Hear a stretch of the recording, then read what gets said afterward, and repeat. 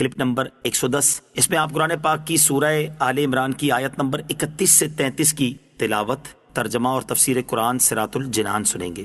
بسم اللہ الرحمن الرحیم۔ ترجمہ، اللہ کے نام سے شروع جو نہایت مہربان رحمت والا ہے۔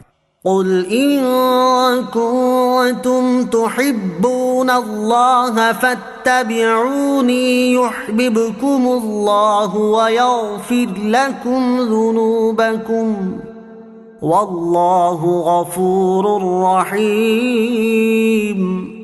ترجمہ، اے حبیب فرما دو کہ اے لوگو، اگر تم اللہ سے محبت کرتے ہو تو میرے فرما بردار بن جاؤ، اللہ تم سے محبت فرمائے گا اور تمہارے گناہ بخش دے گا، اور اللہ بخشنے والا مہربان ہے۔ قل ان کنتم تحبون اللہ فاتبعونی، اے حبیب فرما دو کہ اے لوگو، اگر تم اللہ سے محبت کرتے ہو تو میرے فرما بردار بن جاؤ۔ اس آیت سے معلوم ہوا کہ اللہ تعالیٰ کی محبت کا دعویٰ جب ہی سچا ہو سکتا ہے جب آدمی سرکار دو عالم علیہ الصلوۃ والسلام کی اتباع کرنے والا ہو اور حضور اقدس صلی اللہ تعالیٰ علیہ وسلم کی اطاعت اختیار کرے۔ حضرت عبداللہ ابن عباس رضی اللہ تعالیٰ عنہما سے مروی ہے کہ سرکار مدینہ صلی اللہ تعالیٰ علیہ وسلم قریش کے پاس تشریف لائے جنہوں نے خانہ کعبہ میں بت نصب کیے تھے اور انہیں سجا سجا کر ان کو سجدہ کر رہے تھے۔ تاجدار رسالت صلی اللہ تعالیٰ علیہ وسلم نے فرمایا، اے گروہ قریش، خدا عز و جل کی قسم، تم اپنے آباء و اجداد حضرت ابراہیم اور حضرت اسماعیل علیہ السلام کے دین سے ہٹ گئے ہو۔ قریش نے کہا، ہم ان بتوں کو اللہ عز و جل کی محبت میں پوجتے ہیں تاکہ یہ ہمیں اللہ عز و جل سے قریب کریں۔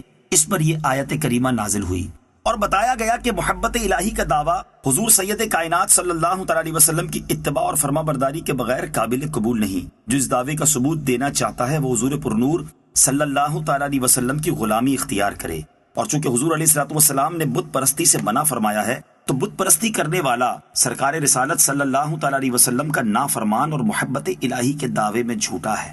دوسرا قول یہ ہے کہ مدینہ کے یہودی کہا کرتے تھے کہ ہم کو حضور علیہ الصلوۃ والسلام کی اتباع کرنے کی ضرورت نہیں، ہم تو اللہ عز و جل کے بیٹے اور اس کے پیارے ہیں۔ تب یہ آیت اتری۔ مفتی احمد یار خان نعیمی رحمۃ اللہ تعالی فرماتے ہیں کہ یہی قول قوی ہے کیونکہ سورہ آل عمران مدنی ہے۔ قل اطیعوا اللہ والرسول فَإِن تَوَلَّوْا فَإِنَّ اللَّهَ لَا يُحِبُّ الْكَافِرِينَ۔ ترجمہ، تم فرما دو کہ اللہ اور رسول کی فرما برداری کرو، پھر اگر وہ منہ پھیریں تو اللہ کافروں کو پسند نہیں کرتا۔ اطیعوا اللہ والرسول، اللہ اور رسول کی فرما برداری کرو۔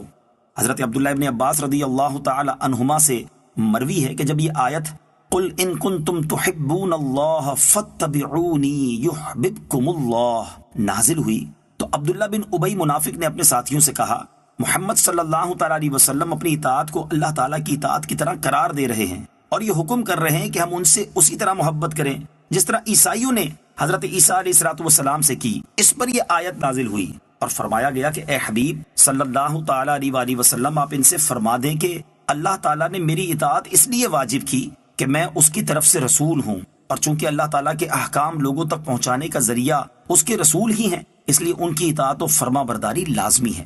اس کے بعد بھی اگر وہ اطاعت سے منہ پھیریں تو انہیں اللہ تعالیٰ کی محبت حاصل نہ ہوگی اور اللہ تعالیٰ انہیں سزا دے گا۔ ان اللہ اصطفى آدم ونوحا وآل ابراہیم وآل عمران علی العالمین۔ ترجمہ، بے شک اللہ نے آدم اور نوح اور ابراہیم کی اولاد اور عمران کی اولاد کو سارے جہان والوں پر چن لیا۔ ان اللہ اصطفى آدم، بے شک اللہ نے آدم کو چن لیا۔ یہودیوں نے کہا تھا کہ ہم حضرت ابراہیم، حضرت اسحاق اور حضرت یعقوب علیہ السلام کی اولاد سے ہیں اور انہی کے دین پر ہیں۔ اس پر یہ آیت کریمہ نازل ہوئی اور بتا دیا گیا کہ اللہ تعالیٰ نے ان حضرات کو اسلام کے ساتھ برگزیدہ کیا تھا، اور اے یہودیوں، تم اسلام پر نہیں ہو تو تمہارا یہ دعویٰ غلط ہے۔ اس آیت سے یہ بھی معلوم ہوا کہ اللہ تعالیٰ کے برگزیدہ چنے ہوئے منتخب بندوں کی عظمت و شان کو بیان کرنا اللہ تعالیٰ کی سنت ہے۔ جیسے یہاں پر برگزیدہ بندوں کا تذکرہ ہوا اور اس کے آگے کی آیتوں میں مقربین بارگاہ الہی کا تفصیل سے تذکرہ ہوا۔